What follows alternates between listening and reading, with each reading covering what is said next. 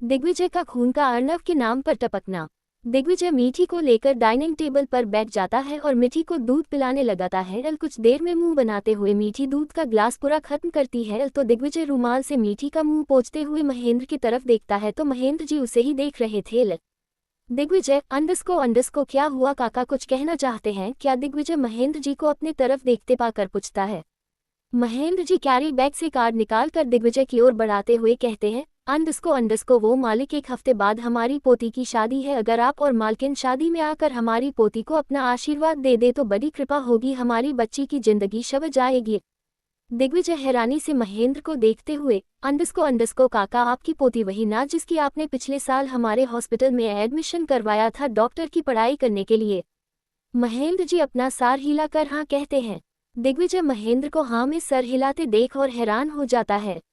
दिग्विजय अंडस्को काका, अभी तो वह सिर्फ 21 साल की है और आप उसकी शादी कराना चाहते हैं, आपको बोझ लगती है क्या आपकी पोती? अगर ऐसा है तो हम उसकी पढ़ाई पूरी करवाकर उसे उसके पैरों पर खड़ा कराएंगे। दिग्विजय महेंद्र जी को लगातार देखे जा रहा था। उसे यह नहीं पता था कि महेंद्र जी की पोती आखिर है कौन, वो तो बस एक लड़की को उसके पैरों पर खड़े होते हुए देखना चाहता था।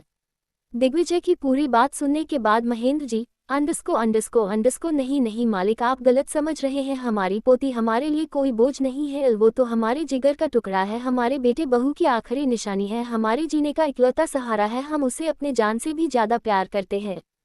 तो फिर आप उसकी शादी इतने जल्दी क्यों कराना चाहते हैं? दिग्विजय फिर से सवाल पूछ बैठता है। महेंद्र जी पहले तो दिग्विजय को गौर से देखते हैं, उसके बाद एक गहरी लंबी सांस लेते हुए बोलना शुरू करते हैं। वह मालिक, उस दिन जो हमारी कार का एक्सीडेंट हुआ था उसमें आपको तो पता है कि हमें भी चोट आई थी, बस हमारी जान नहीं गई थी, लेकिन मालिक हमारा इस दुनिया में हमारी पोती की सिवा और हमारी पोती का इस दुनिया में हमारे सिवा और कोई नहीं है। हम उस दिन से बहुत डर गए हैं मालिक कि अगर हमें कुछ हो गया तो हमारे बाद हमारी पोती का क्या होगा? अगर हमें कुछ हो गया तो हमारी पोती का ख्याल कौन रखेगा? वह इस गंदे समाज में अकेली बेसहारा हो जाएगी। और हमारे इस बुरे शरीर का क्या भरोसा है कि वह कब हमारा साथ छोड़ दे और हम इस दुनिया से चले जाएं। इसलिए हम अपनी पोती की शादी करना चाहते हैं, उसे एक मजबूत हाथों में सौंपना चाहते हैं जो उसका ख्याल रखे, उसे हमसे भी ज्यादा प्यार दे। दिग्विजय चुपचाप महेंद्र जी को देखते हुए उनकी पूरी बात सुनता है। उसे भी समझ आ रहा था कि महेंद्र जी को किस बात का डर सता रहा था। आखिर उसके कंधों पर भी तो 2 जिम्मेदारियां थी जो उसके लिए माँ और बच्चे दोनों जैसी थी, जैसे उसकी नीलम भाभी और उसकी प्यारी सी मीठी जो उसके लिए उसकी बेटी थी और नीलम भाभी जो उसके लिए उसकी भाभी माँ थी। दिग्विजय महेंद्र जी की पूरी बात समझ रहा था, इसलिए वह महेंद्र जी से कहता है, काका अगर ऐसी ही बात है तो आप हमारे यहाँ नौकरी छोड़ सकते हैं, इससे हमें कोई परेशानी नहीं होगी, क्योंकि आपकी पोती के साथ रहना ज़्यादा जरूरी है, ना कि हमारे यहाँ हमारे ड्राइवर के रूप में काम करना। अगर हमारे दुश्मन के कारण आपको कुछ हो गया और आपकी पोती बेसहारा हो गई तो हम खुद को कभी माफ़ नहीं कर पाएंगे। नहीं मालिक, ऐसा कुछ नहीं है, महेंद्र जी हड़बड़ाते हुए दिग्विजय से कहते हैं, फिर मुस्कुराते हुए उससे आगे कहते हैं, मालिक एक दिन तो हमें हमारी पोती की शादी करनी ही है। और वैसे भी जिस लड़के से हमारी पोती की शादी हमने तय की है वह लड़का बहुत अच्छा है और आपको पता है कुछ ही दिन में वह लड़का विदेशी भी जाने वाला है और हमने उससे बात की है, उसके पूरे परिवार से। उन लोगों को हमारी खनक के आगे बढ़ने से कोई परेशानी नहीं है, वह लोग तो खुद चाहते हैं कि हमारी खनक आगे बढ़कर एक अच्छी और नामी डॉक्टर बने, और इसलिए हम अपनी पोती की शादी कर देना चाहते हैं। और फिर इस बुढ़ापे की उम्र में हम कहाँ नौकरी की तलाश में इधर उधर भटकेंगे? अब तो बस आपकी यहाँ नौकरी करते हुए ही अगर हमें कुछ हो भी जाए तो हमारे लिए तो सौभाग्य की बात होगी कि हम हरिद्वार के भगवान मालिक की यहाँ काम करते हुए अपनी जिंदगी को त्यागेंगे। दिग्विजय देख पा रहा था कि महेंद्र जी के चेहरे पर उनकी पोती का नाम आते हैं किस कदर खुशी छा रही थी, वह अपनी पोती से किस कदर प्यार करते थे। दिग्विजय मुस्कुराते हुए आगे बढ़कर महेंद्र जी के हाथ से पूरा कैरी बैग लेते हुए ही कहता है, अगर ऐसी बात है फिर तो हम जरूर आपकी पोती की शादी में आएंगे और उसे जिंदगी भर खुश रहने का आशीर्वाद भी देंगे। दिग्विजय की खनक को आशीर्वाद देने वाली बात सुनकर महेंद्र जी मुस्कुराते हैं और दिग्विजय को देखते रहते हैं। वही दिग्विजय कार्ड खोलकर देखने लगता है और तभी वहां नीलम जी आती हुई कहती हैं, नीलम जी अंडस्को किसकी शादी में जाने की बात हो रही है? दिग्विजय कार्ड में नाम पढ़ते हुए कहता है, अंडस्को भाभी माँ काका अपनी पोती की शादी कर रहे हैं तो वह उसी की शादी का कार्ड लेकर आए थे। वह चाहते हैं कि हम और आप दोनों उनकी पोती की शादी में शामिल होकर उसे आशीर्वाद दें। नीलम जी यह सुनकर कि उसे शादी में आशीर्वाद देने के लिए कहा जा रहा है वह उदास हो जाती है और महेंद्र जी की तरफ देखती है तो महेंद्र जी मुस्कुराते हुए उनकी तरफ देख रहे थे। नीलम जी उदासी से कहती है, नीलम जी अंडस्को जय काका हम कैसे आशीर्वाद देने जा सकते हैं, हम तो एक विधवा है और विधवा का किसी भी अच्छे काम में जाना सही नहीं होता है। सबको यही लगता है कि एक विधवा अगर किसी की शादी में या किसी शुभ कार्य में जाएगी तो वह कार्य असफल हो जाएगा और शादी भी टूट जाएगी, इसलिए हम शादी में नहीं जाएंगे। आप शादी में जाकर बच्ची को आशीर्वाद दे दीजिएगा और हमारे तरफ से कुछ अच्छा सा तोहफा भी। दिग्विजय जिसका ध्यान कार्ड पर लिखी दोनों नामों को पढ़ने पर था, जैसे ही भाभी माँ ये शब्द कहती है कि वह एक विधवा है और उनका किसी की शादी में जाना अच्छा नहीं होता, दिग्विजय का ध्यान भाभी माँ की तरफ चला जाता है। वह भाभी माँ को गौर से देखा है, उसके हाथ जिसमें उसने कैरी बैग पकड़ रखा था उसकी मुट्ठी कस जाती है। तभी उसके हथेली में कुछ चुभ जाता है जिससे दिग्विजय के मुंह से एक सिसकी निकल जाती है। दिग्विजय के मुंह से निकली सिसकी सुनने के बाद भाभी माँ और महेंद्र जी जल्दी से दिग्विजय के पास आते हैं और उससे पूछते हैं क्या हुआ है। तो वह देखते हैं कि दिग्विजय अपनी हथेली देख रहा है जिस पर से पूरा खून बह रहा था और दिग्विजय के हाथ से कार्ड छूटकर नीचे गिर गया था, जिससे दिग्विजय का खून टपक कर उस कार्ड पर लिखे खनक के साथ उसके होने वाले पति अर्नव के नाम को दिग्विजय का खून उस कार्ड से मिटा रहा था। दिग्विजय देखता है कि नीचे गिरे शादी के कार्ड में दुल्हन का नाम तो साफ नजर आ रहा है, लेकिन दूल्हे के नाम पर उसके खून की बूंदों ने दूल्हे के नाम को मिटा दिया है। दिग्विजय अपनी हथेली से खून को बहते हुए देखते हुए महेंद्र जी से पूछता है, दिग्विजय अंडस्को काका ये दूल्हा का नाम क्या है और वह कौन है। भाभी माँ और महेंद्र जी दिग्विजय से परेशान होते हुए कहते हैं, आप पहले अपनी चोट को साफ कीजिए मालिक और इसमें पट्टी करते हैं। नीलम को परेशान होते देख दिग्विजय उससे कहता है, अंडस्को भाभी माँ बस इतनी ही चोट है, शायद कुछ चुभ गया है, इसमें कुछ था। कहते हुए दिग्विजय कैरी बैग को देखता है तो उसमें छोटी सी कान की बूंदें निकलती है। दिग्विजय उसे बंदे को लेकर हाथ में देखता है तो महेंद्र जी कहते हैं, तो हमारी खनक की है, शायद उसने गलती से कैरी बैग में रख दिया है, माफ कीजिएगा मलिक, हमारी पोती का आपको नुकसान पहुंचाने का कोई इरादा नहीं था। दिग्विजय कोई बात नहीं काका, हम कहाँ कुछ रह रहे हैं और भला इस कान के एक बूंदे से कोई क्या हमें नुकसान पहुंचाएगा। दिग्विजय फिर से महेंद्र जी से कहता है, काका आपने दूल्हे का नाम नहीं बताया। महेंद्र जी जो दिग्विजय को देख रहे थे उसके हाथों से निकलते खून को देखते हुए वह खोए हुए से कहते हैं, महेंद्र जी अंडस्को मालिक नाम है उनका। दिग्विजय और नीलम हैरानी से क्या कहा आपने। तभी महेंद्र जी को होश आता है कि उन्होंने क्या कहा। वह दिग्विजय से माफी मांगते हुए कहते हैं, माफ कीजिएगा मलिक, गलती से आपका नाम निकल गया। वह दूल्हे का नाम अर्नव है, अर्नव कुलकर्णी हमारे एक मित्र का होता है। नीलम दिग्विजय की हथेली रुई से साफ करते हुए महेंद्र जी से कहती है, नीलम अंडस्को ठीक है काका, आप छुट्टी ले लीजिए अपनी पोती की शादी तक और अभी आप जाए, आपको बहुत सारे काम होंगे शादी के घर में, तो आपको परेशान होने की कोई जरूरत नहीं है, हम हमारी जय का ख्याल रख लेंगे। भाभी माँ की पूरी बात सुनने के बाद महेंद्र जी जो अभी दिग्विजय को देख रहे थे वह बोलते हैं, ठीक है मालकिन आप लोग जरूर आइएगा शादी में, हम आपका इंतजार करेंगे। कहकर महेंद्र जी वहां से निकल जाते हैं और वह खनक की कान की बूंदें जो दिग्विजय की हाथ में थी वह भी लेना भूल जाते हैं। वहीं दिग्विजय पता नहीं क्यों उस कान की बूंदे को बहुत गौर से देख रहा था और उसे गोल गोल घुमाकर अपनी उंगली में फंसा रहा था। उसे यह कान की बूंदे किसी अपने के होने का एहसास दे रहा था। दिग्विजय का खून का अर्नव के नाम पर टपकना। दिग्विजय मीठी को लेकर डाइनिंग टेबल पर बैठ जाता है और मीठी को दूध पिलाने लगाता है। कुछ देर में मुंह बनाते हुए मीठी दूध का ग्लास पूरा खत्म करती है तो दिग्विजय रुमाल से मीठी का मुंह पोंछते हुए महेंद्र की तरफ देखता है तो महेंद्र जी उसे ही देख रहे थे। दिग्विजय अंडस्को क्या हुआ काका, कुछ कहना चाहते हैं क्या। दिग्विजय महेंद्र जी को अपने तरफ देखते पाकर पूछता है। महेंद्र जी कैरी बैग से कार्ड निकाल कर दिग्विजय की ओर बढ़ाते हुए कहते हैं, अंडस्को वो मालिक, एक हफ्ते बाद हमारी पोती की शादी है, अगर आप और मालकिन शादी में आकर हमारी पोती को अपना आशीर्वाद दे दे तो बड़ी कृपा होगी, हमारी बच्ची की जिंदगी शब जाएगी। दिग्विजय हैरानी से महेंद्र को देखते हुए, अंडस्को काका आपकी पोती वही ना जिसकी आपने पिछले साल हमारे हॉस्पिटल में एडमिशन करवाया था डॉक्टर की पढ़ाई करने के लिए। महेंद्र जी अपना सर हिलाकर हाँ कहते हैं। दिग्विजय महेंद्र को हाँ में सर हिलाते देख और हैरान हो जाता है। दिग्विजय अंडस्को काका अभी तो वह सिर्फ 21 साल की है और आप उसकी शादी कराना चाहते हैं, आपको बोझ लगती है क्या आपकी पोती, अगर ऐसा है तो हम उसकी पढ़ाई पूरी करवाकर उसे उसके पैरों पर खड़ा कराएंगे। दिग्विजय महेंद्र जी को लगातार देखे जा रहा था, उसे यह नहीं पता था कि महेंद्र जी की पोती आखिर है कौन, वो तो बस एक लड़की को उसके पैरों पर खड़े होते हुए देखना चाहता था। दिग्विजय की पूरी बात सुनने के बाद महेंद्र जी अंडस्को नहीं नहीं मालिक, आप गलत समझ रहे हैं। हमारी पोती हमारे लिए कोई बोझ नहीं है, वो तो हमारे जिगर का टुकड़ा है, हमारे बेटे बहू की आखिरी निशानी है, हमारे जीने का इकलौता सहारा है, हम उसे अपने जान से भी ज्यादा प्यार करते हैं। तो फिर आप उसकी शादी इतने जल्दी क्यों कराना चाहते हैं? दिग्विजय फिर से सवाल पूछ बैठता है।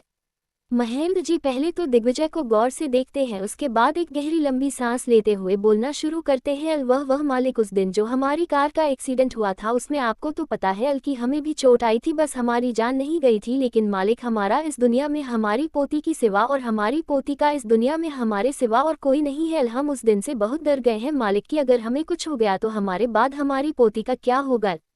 अगर हमें कुछ हो गया तो हमारी पोती का ख्याल कौन रखेगा? वह इस गंदे समाज में अकेली बेसहारा हो जाएगी और हमारे इस बूढ़े शरीर का क्या भरोसा है कि वह कब हमारा साथ छोड़ दे और हम इस दुनिया से चले जाएं। इसलिए हम अपनी पोती की शादी करना चाहते हैं, उसे एक मजबूत हाथों में सौंपना चाहते हैं जो उसका ख्याल रखे, उसे हमसे भी ज्यादा प्यार दे। दिग्विजय चुपचाप महेंद्र जी को देखते हुए उनकी पूरी बात सुनता है। उसे भी समझ आ रहा था कि महेंद्र जी को किस बात का डर सता रहा था। आखिर उसके कंधों पर भी तो दो जिम्मेदारियां थी जो उसके लिए माँ और बच्चे दोनों जैसी थी, जैसे उसकी नीलम भाभी और उसकी प्यारी सी मीठी जो उसके लिए उसकी बेटी थी और नीलम भाभी जो उसके लिए उसकी भाभी माँ थी। दिग्विजय महेंद्र जी की पूरी बात समझ रहा था, इसलिए वह महेंद्र जी से कहता है, काका अगर ऐसी ही बात है तो आप हमारे यहाँ नौकरी छोड़ सकते हैं, इससे हमें कोई परेशानी नहीं होगी, क्योंकि आपकी पोती के साथ रहना ज़्यादा जरूरी है, ना कि हमारे यहाँ हमारे ड्राइवर के रूप में काम करना। अगर हमारे दुश्मन के कारण आपको कुछ हो गया और आपकी पोती बेसहारा हो गई तो हम खुद को कभी माफ़ नहीं कर पाएंगे। नहीं नहीं मालिक, ऐसा कुछ नहीं है, महेंद्र जी हड़बड़ाते हुए दिग्विजय से कहते हैं, फिर मुस्कुराते हुए उससे आगे कहते हैं, मालिक एक दिन तो हमें हमारी पोती की शादी करनी ही है और वैसे भी जिस लड़के से हमारी पोती की शादी हमने तय की है वह लड़का बहुत अच्छा है और आपको पता है कुछ ही दिन में वह लड़का विदेशी भी जाने वाला है और हमने उससे बात की है, उसके पूरे परिवार से। उन लोगों को हमारी खनक के आगे बढ़ने से कोई परेशानी नहीं है, वह लोग तो खुद चाहते हैं कि हमारी खनक आगे बढ़कर एक अच्छी और नामी डॉक्टर बने, इसलिए हम अपनी पोती की शादी कर देना चाहते हैं और फिर इस बुढ़ापे की उम्र में हम कहाँ नौकरी की तलाश में इधर उधर भटकेंगे। अब तो बस आपकी यहाँ नौकरी करते हुए ही अगर हमें कुछ हो भी जाए तो हमारे लिए तो सौभाग्य की बात होगी कि हम हरिद्वार के भगवान मालिक की यहाँ काम करते हुए अपनी जिंदगी को त्यागेंगे। दिग्विजय देख पा रहा था कि महेंद्र जी के चेहरे पर उनकी पोती का नाम आते हैं किस कदर खुशी छा रही थी, वह अपनी पोती से किस कदर प्यार करते थे। दिग्विजय मुस्कुराते हुए आगे बढ़कर महेंद्र जी के हाथ से पूरा कैरी बैग लेते हुए ही कहता है, अगर ऐसी बात है फिर तो हम जरूर आपकी पोती की शादी में आएंगे और उसे जिंदगी भर खुश रहने का आशीर्वाद भी देंगे। दिग्विजय की खनक को आशीर्वाद देने वाली बात सुनकर महेंद्र जी मुस्कुराते हैं और दिग्विजय को देखते रहते हैं। वही दिग्विजय कार्ड खोलकर देखने लगता है और तभी वहां नीलम जी आती हुई कहती है, नीलम जी अंडस्को किसकी शादी में जाने की बात हो रही है? दिग्विजय कार्ड में नाम पढ़ते हुए कहता है, अंडस्को भाभी माँ काका अपनी पोती की शादी कर रहे हैं तो वह उसी की शादी का कार्ड लेकर आए थे। वह चाहते हैं कि हम और आप दोनों उनकी पोती की शादी में शामिल होकर उसे आशीर्वाद दें।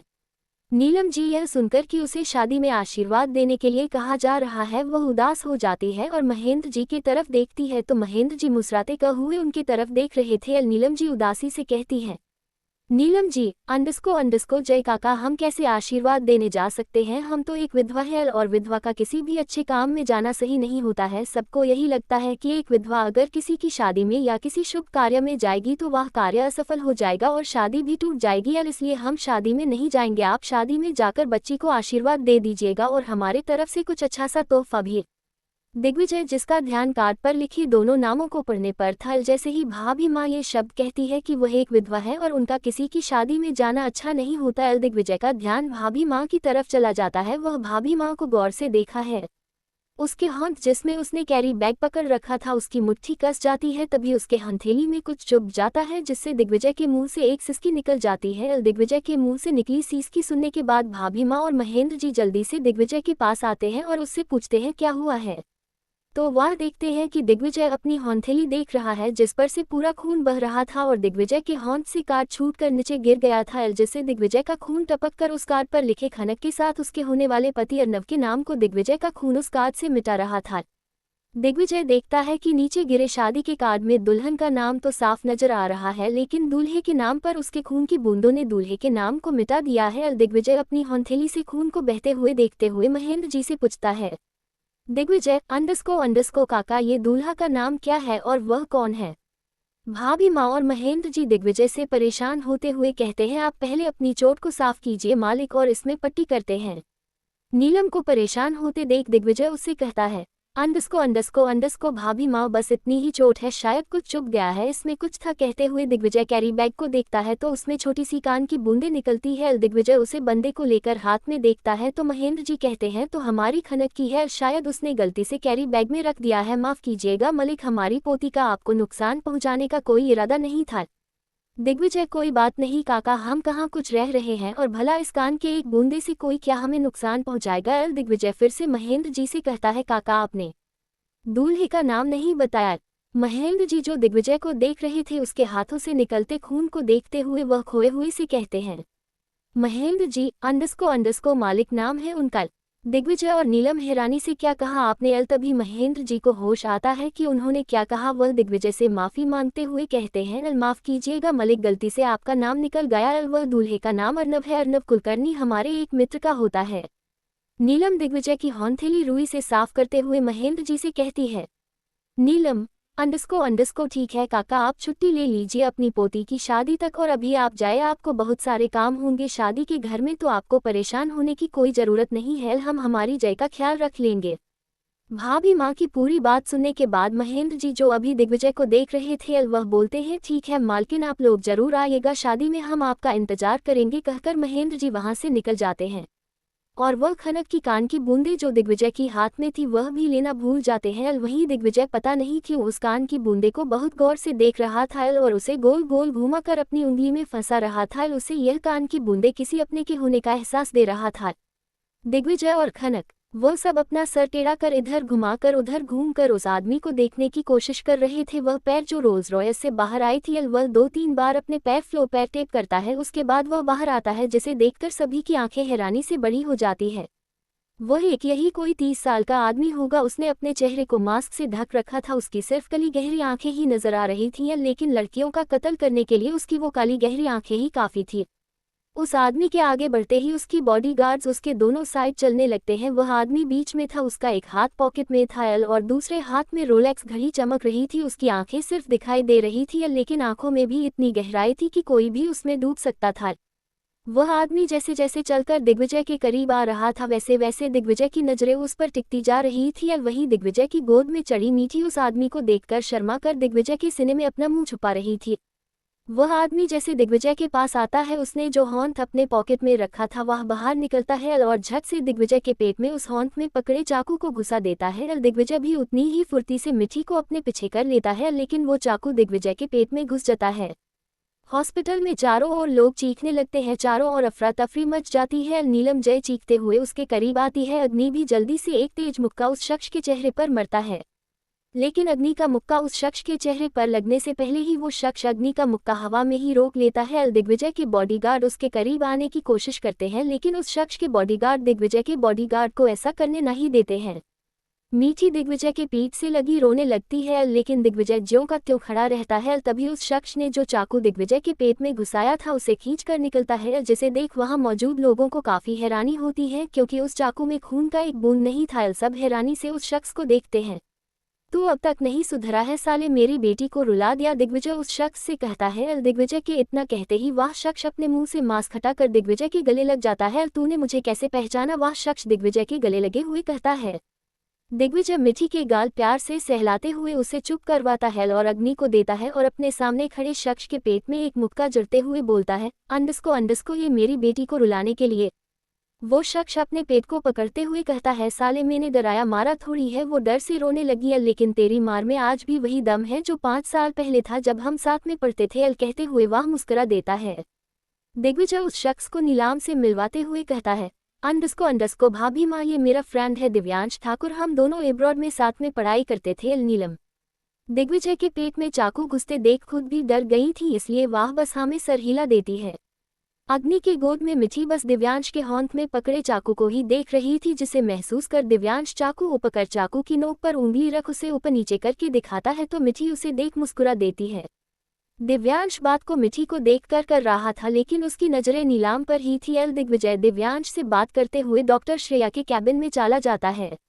डॉक्टर श्रेया के कैबिन में दिग्विजय नॉक करता है तो अंदर से आवाज आती है अंडरस्को कमिंग।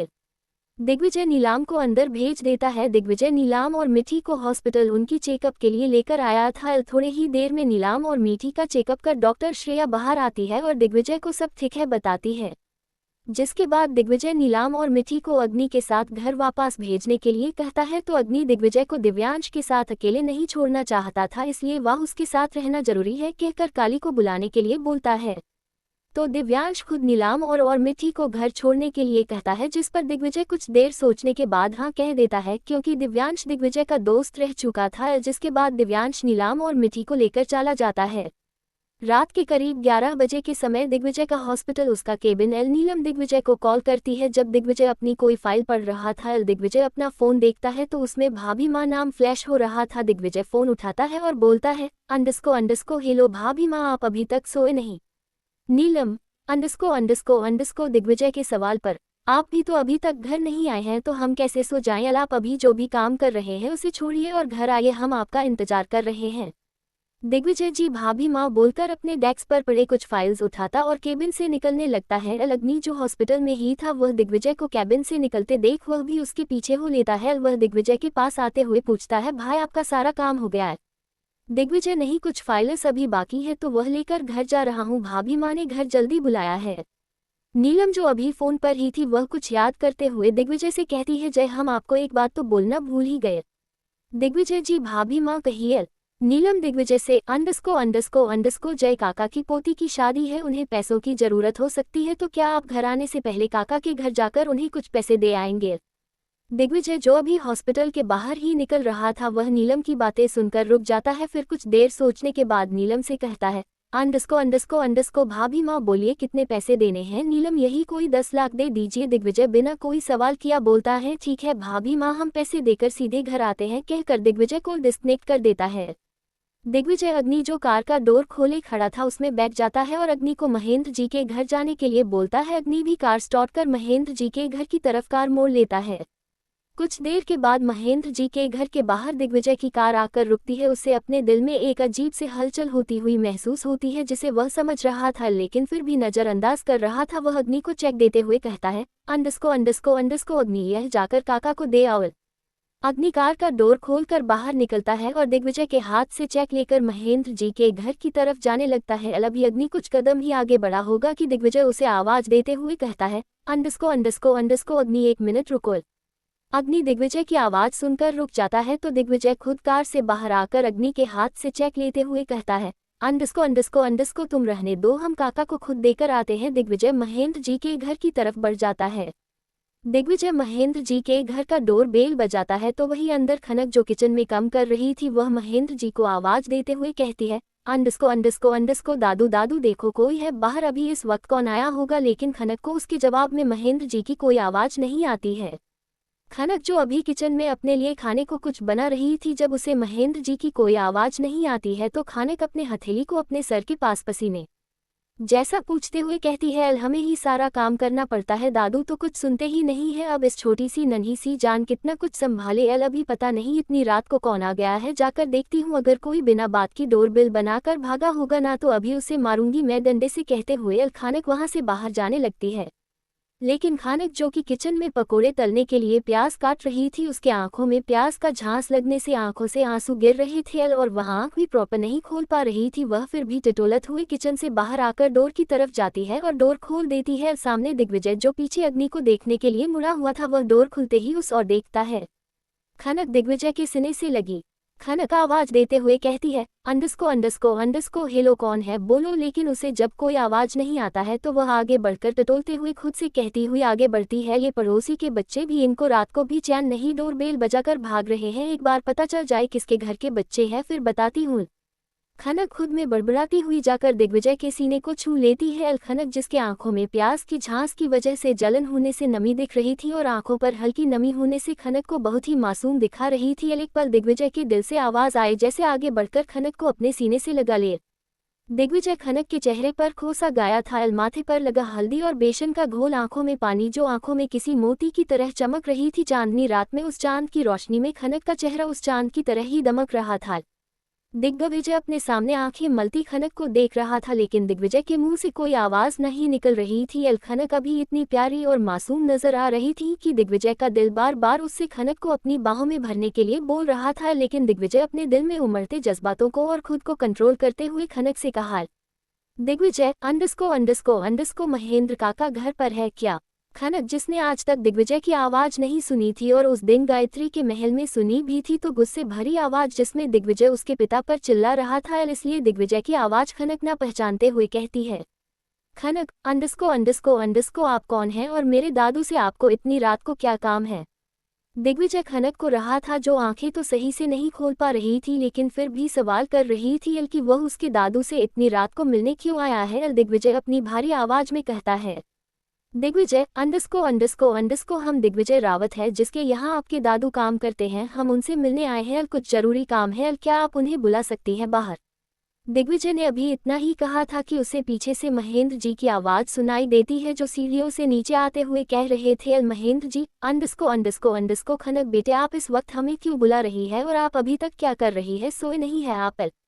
खनक अपने दादू की आवाज सुनकर दिग्विजय के पास से हटते हुए कहती है, दादू आपसे मिलने कोई आए हैं, आप देख लो, कहकर खनक पीछे होकर जाने लगती है। तभी खनक के दुपट्टे का छोर दिग्विजय के होंठ में बंधी घड़ी में फंस जाता है, जिसे जाती हुई खनक झटके से दिग्विजय के सीने से जा लगती है। कईयों की खनक ने वो दुपट्टा अपने गले में गोल कर स्कार्फ की तरह लपेट रखा था। खनक की पीठ दिग्विजय के सीने से लगते ही खनक को अजीब सा एहसास होता है, जिसे महसूस कर खनक एक पल को सब भूल कर दिग्विजय का चेहरा देखने की कोशिश करती है, लेकिन तब तक महेंद्र जी उनके पास आते हुए खनक से कहते हैं, महेंद्र जी अंडस्को खनक बेटा अब आप जाओ। खनक आगे मुड़कर बिना दिग्विजय को देखे दुपट्टा उसके घड़ी से छुड़ाने की कोशिश करती है, लेकिन जब वह छुड़ा नहीं पाती है तो दिग्विजय अपने हाथ को ऊपर कर खनक के चेहरे को प्यार से निहारते हुए अपना हाथ ऊपर कर घड़ी से उसका दुपट्टा निकलने लगता है। खनक का दुपट्टा दिग्विजय जब तक निकलता है तब तक महेंद्र जी उनके पास आ जाते हैं। महेंद्र जी के वहां आने पर दिग्विजय सीधा खड़ा हो जाता है और खनक वहां से चली जाती है। दिग्विजय की नजरें बस खनक को जाती हुई ही देख रही थी।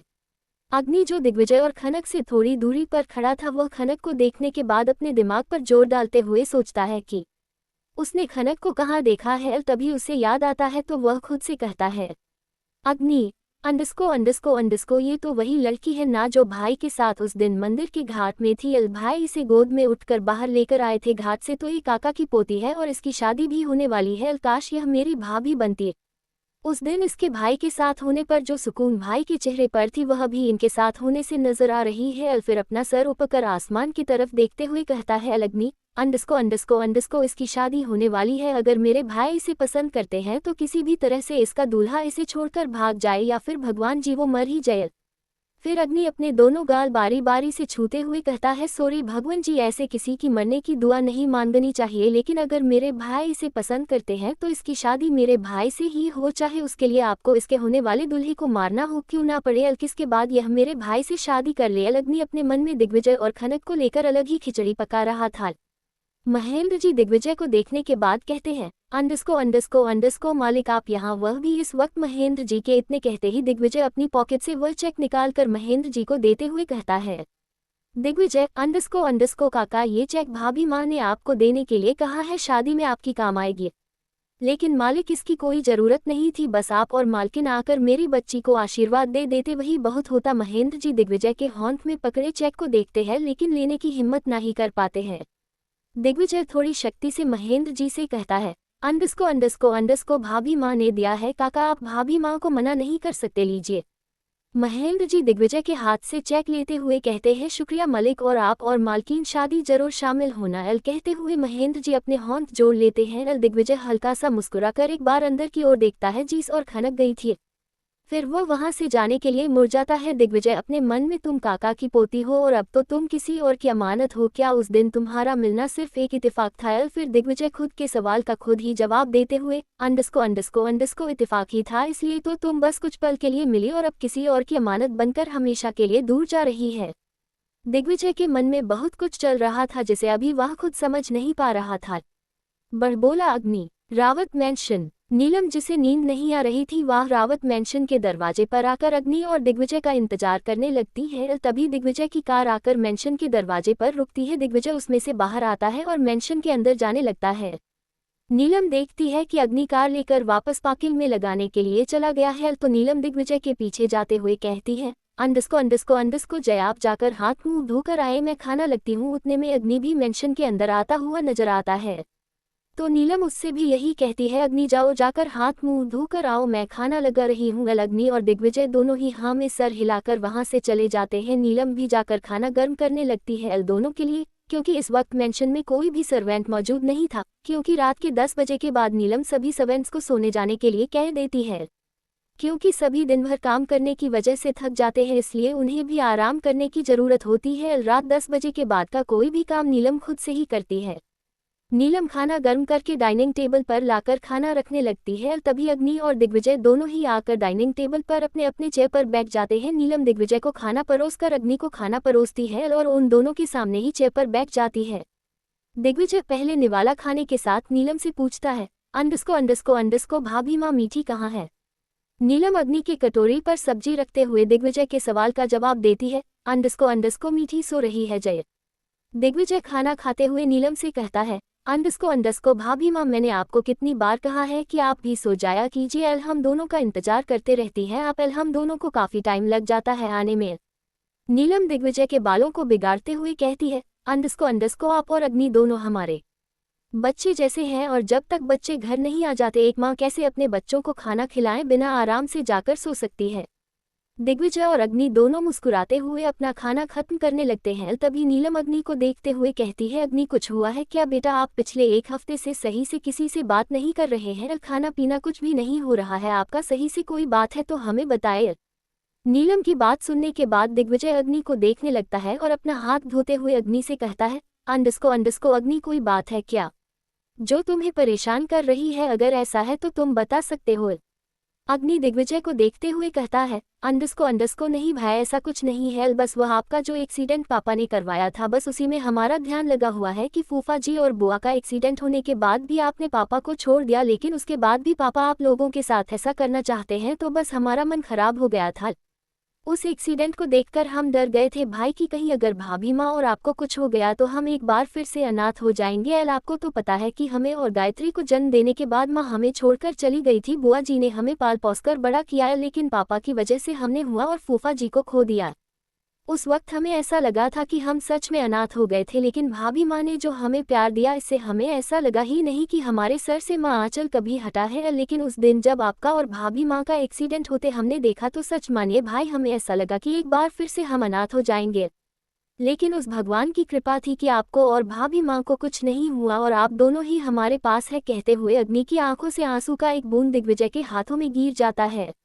दिग्विजय अग्नि के सर पर हाथ फेरते हुए कहता है, अंडस्को जब तक हम अपने माँ बाप के कातिल को सजा नहीं दिलवा देते हम मरने वाले नहीं हैं, इसलिए आप बेफिक्र रहिए, अभी इतनी जल्दी ना तो हम मरेंगे और ना ही आप अनाथ होंगे। दिग्विजय इस तरह से कहता है कि अग्नि और नीलम उसे देख मुस्कुरा देते हैं, तो नीलम भी माहौल को हल्का करने के लिए कहती है, अंडस्को हम तब तक मरने वाले नहीं हैं जब तक अपनी दोनों बहू से अपनी सेवा ना करवा ले, और जय आप देखना कैसे हम आपकी पत्नी से अपनी सेवा करवाएंगे, उसे एक पैर पर हमेशा खड़ा रखेगी, और जिसे पूरा हरिद्वार आपकी पत्नी के रूप में मालकिन कहेगी उससे हम अपनी सेवा करवाएंगे, और अगर उसने हमारी सेवा करने से कभी इनकार किया तो उसके कान मरोड़ते हुए उसे मरेंगे और उसे सजा भी देंगे। नीलम की बात पर दिग्विजय मुस्कुराते हुए कहता है, अंडस्को आपकी बहू होगी, आप जानो क्या करना है उसके साथ है। उतने में अग्नि तपाक से बोलता है, अंडस्को भाभी माँ लगाता है वो दिन जल्दी ही आने वाली है। अग्नि के कहते ही नीलम और दिग्विजय दोनों अग्नि को घूर कर देखने लगते हैं। नीलम अग्नि की कान पकड़ कर उससे कहती है, अंडस्को बदमाश आप छोटे हैं, जय से पहले जय की शादी होगी उसके बाद आपकी शादी होगी, समझे, तब तक आप अपनी वाली से कहिए थोड़ा सब्र कर ले और आप भी कुछ वक्त के लिए रुक जाए। आह भाभी माँ हमारा कान छोड़िए, उखड़ जाएगा, और हमने किसी को पसंद नहीं किया हमारे लिए तो आप ही हमारी दुल्हन ढूंढ कर लाएंगी ना।